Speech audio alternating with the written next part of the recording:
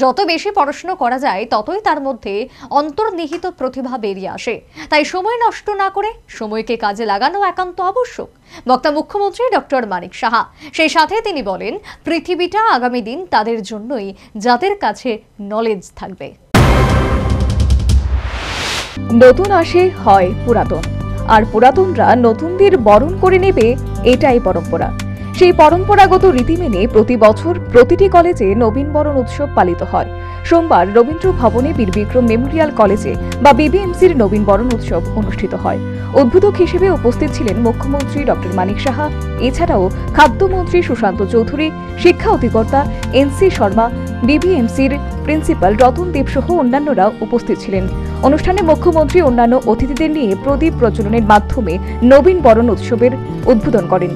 BBMC কলেজের দ্বিতীয় ও তৃতীয় বর্ষের ছাত্রছাত্রীরা আয়োজিত এই অনুষ্ঠানে বক্তব্য রাখতে গিয়ে মুখ্যমন্ত্রী বলেন, পৃথিবীটা আগামী দিন তাদের জন্যই যাদের কাছে নলেজ থাকবে। যত বেশি পড়াশোনা করা যায় ততই তার মধ্যে অন্তর্নিহিত প্রতিভা বেরিয়ে আসে। তাই সময় নষ্ট না করে সময়কে কাজে লাগানো একান্ত আবশ্যক। ভালো করে প্রধানমন্ত্রীজি বারবার বলছেন যে পৃথিবীটা আগামী দিনে তাদের জন্য যাদের কাছে নলেজ থাকবে। নলেজ ছাড়া কোনো অবস্থায় কিচ্ছু হবে না। যত বেশি পড়াশোনা করা যায় তত বেশি তার মধ্যে যেটা ভিতর থেকে যে অন্তর্নিহিত যে প্রতিভা সেটা বেরিয়ে আসবে। আমরা পরবর্তী সময় যখন পার হয়ে যায়, যে সময়ে ঠিক সময়ে যে সময়ে আমাদের করাটা উচিত আমরা সেই সময় না করে পরে আফসোস করি আর ওই সময় কেন করলাম না, যে কারণে কম্পিটিশনে গেলে আমরা ফেল হয়ে যাই।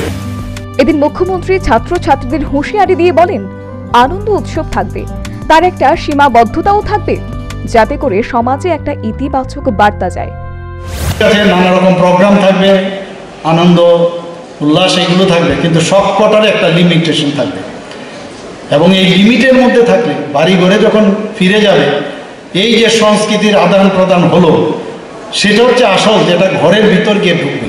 ঘরে গিয়ে বলবে যে না, আজকে ভাই বোন বা মা বাবাকে বলবে আজকে গিয়েছিলাম, খুব সুন্দর একটা পরিবেশে একটা গান শুনলাম, একটা কবিতা পাঠ শুনলাম, ইত্যাদি ইত্যাদি, বা বিভিন্ন যেসব অ্যাক্টিভিটি আছে সেই বিষয়ে কথা বলে।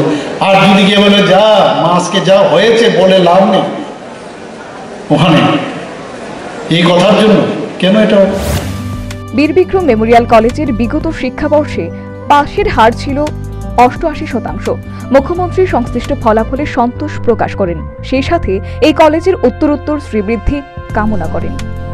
Bureau report, news vanguard.